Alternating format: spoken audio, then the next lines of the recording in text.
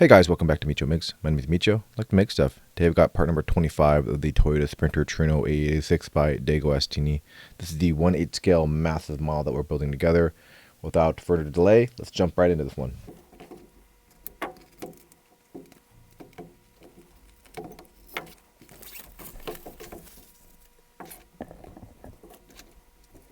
Okay, jumping right into it. We've got our front cover here. We've got some frames this time.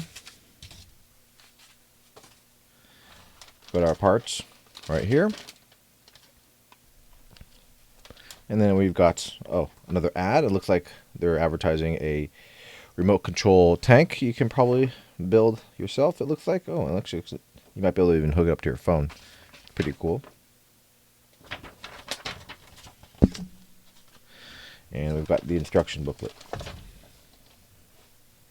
Zoom out so you guys can see this thing. Awesome.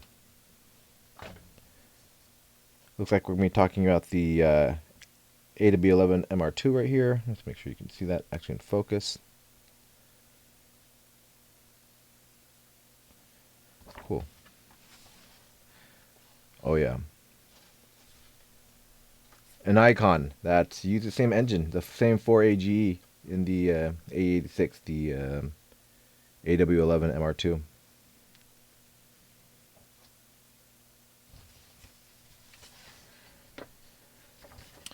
I think I said this previously, but you can see that the steering wheels actually were, I think, exactly the same as the 86 too as well. You can see the engine right there. Let's make sure that's in focus for you. You can actually see that.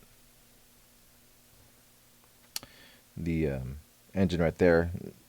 The AW11 MR2s too as well had the red top engines, which usually are higher compression. And produce a little bit more power. It was a pretty popular swap to actually change the heads out, because the heads actually gave it higher compression, and then put these red top heads in the 86 to get a little bit boost in horsepower. Then we've got the Mark, I think 3 Supra right there.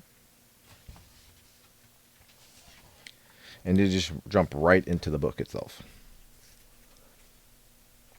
So if you can see, looks like we've got a couple more rear suspension parts, our rear sway bar, and we've got some connection pieces there too as well we're going to be working on.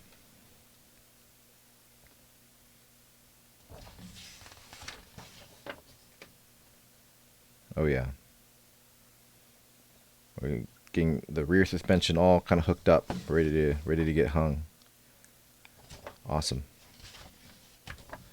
All right, let's just jump right into the packet.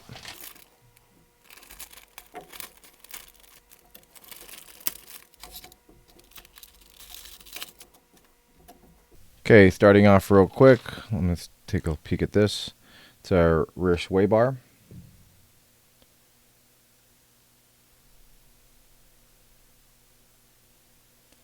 And this, I can tell right away, is metal. Really well done, too. Got some brackets, too. And these brackets are actually metal, too. I'm pretty sure these are going to be connection points for the 4 links that we're going to be working on today, too. Another connection bracket here.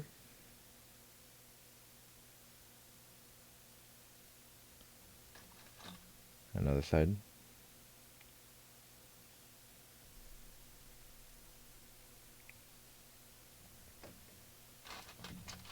We've got some GM screws.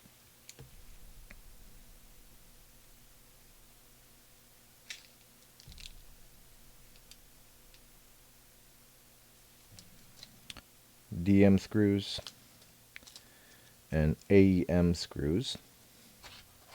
And then we've got our 2 rear suspension, 4-link parts. And these are metal too as well.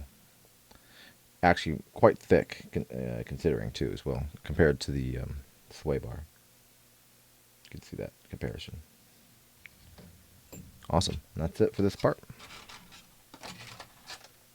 let's get everything set up and take a look and see what we need to do.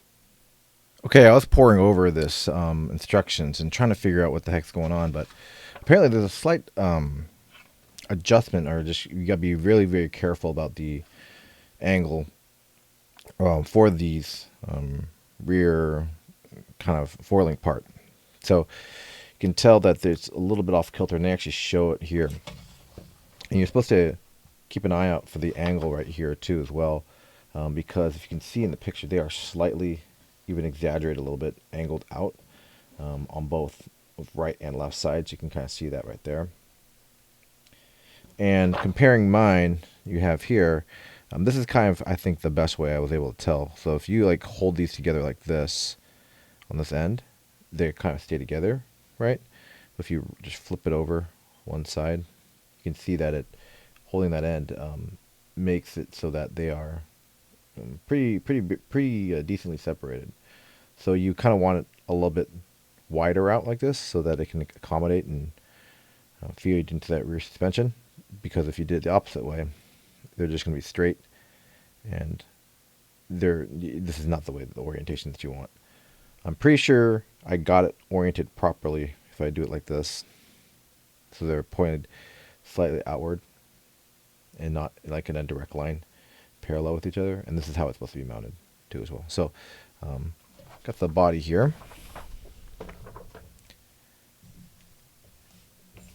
And we just basically locate right here. Let's go ahead and zoom in and turn the light on so you can see this one right here. And I'm just kind of following along with the guide, and we use the AEM screws, which are pretty long actually.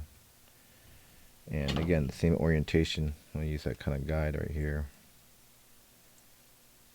So hold it like that, put it together. If I flip it over around, actually I think this is the opposite side.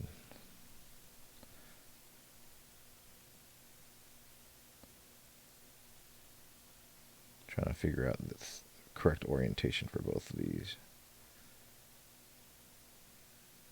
So if you actually opposite here.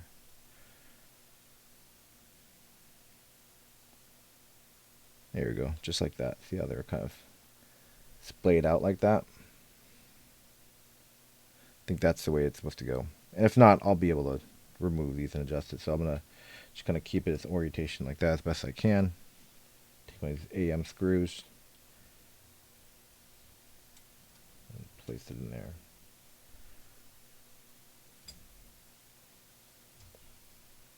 Gonna get that started a little bit.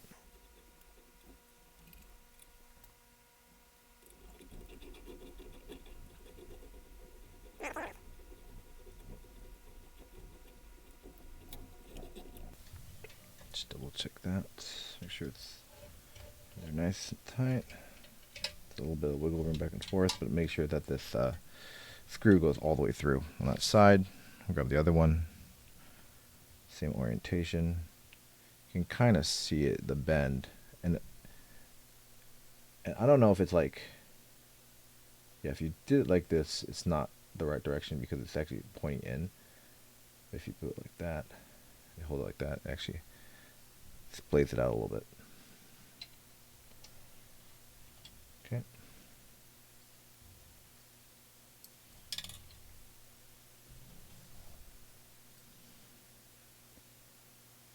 Another AM screw.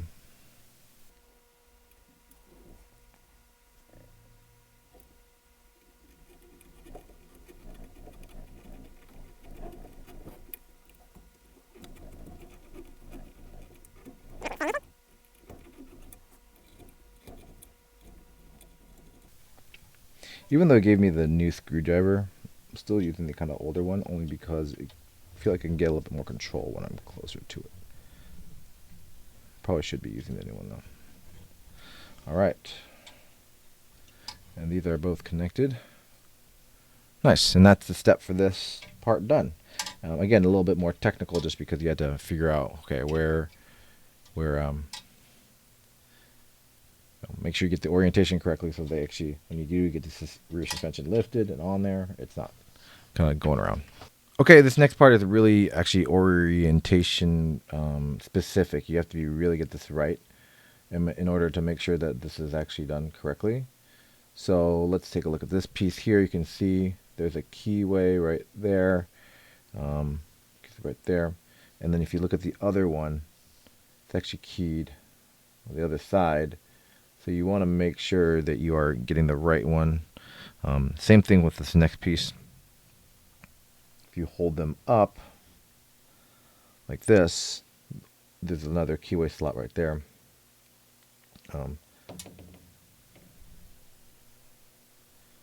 If you hold them in the same direction, you look, they're actually, sorry, a little bit more difficult to see. Take a look at that. You can see if you hold them in the same direction, there's one that kind of points up a little bit, angled up a little bit, and one that is angled a little bit down. Actually, let me get them side by side so you can see them a little better.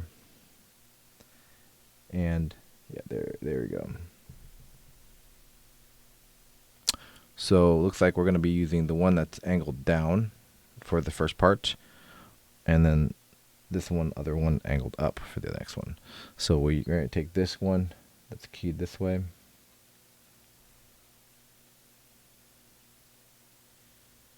Yep. And then put it with that one we just had and angle just like so.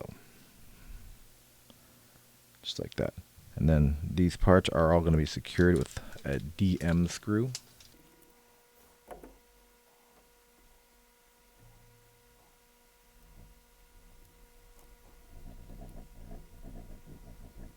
So there's actually some reference photos of what it should look like if you're here holding it in a certain orientation. So I'm just looking real quick how they have it here. So if we look at like in this direction, it's going to be up this way. And you can see on the reference photo right there, we're good. Just to make sure that you double, triple check you're not screwing on the wrong part for each one. One thing they could have done, which would have been kind of nice but not necessarily necessary, this is the next one, is actually make it like a unique keyway instead of having just, one here. Saying, okay, here, you could have just had like one and then two small ones. It might have been just a casting issue, so if they did it like two different ones here, it might have been too small, too much more room for error, or even just mark them somehow like A, B. But again, that'd be more labor intensive too as well. Another DM screw right here. Oops.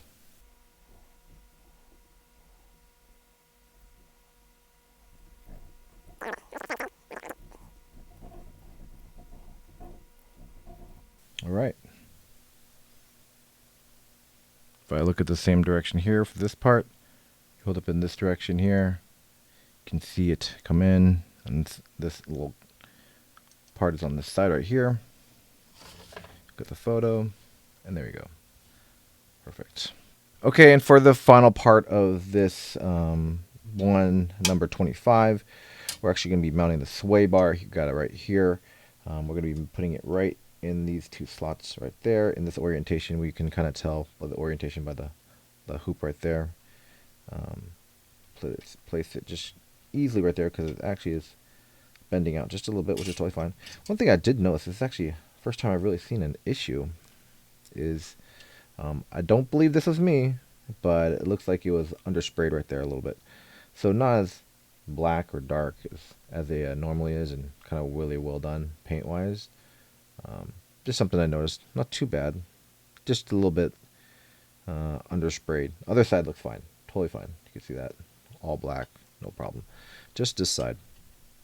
A little underspray. You can kind of see the metal there. Totally fine. If you want to underneath the car, I don't really care too much. Get a screwdriver. I'm actually going to use the new one, which is a little bit thinner, because this is actually a really tiny screw this time.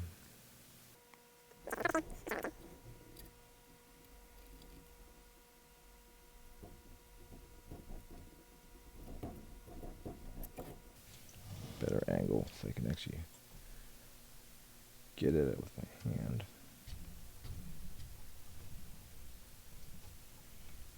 Looks like we're nice and threaded now.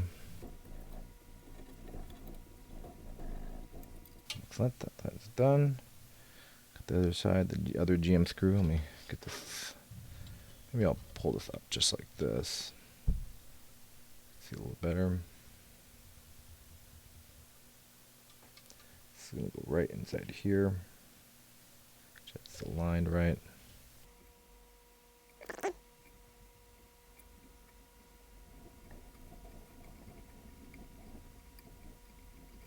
All right.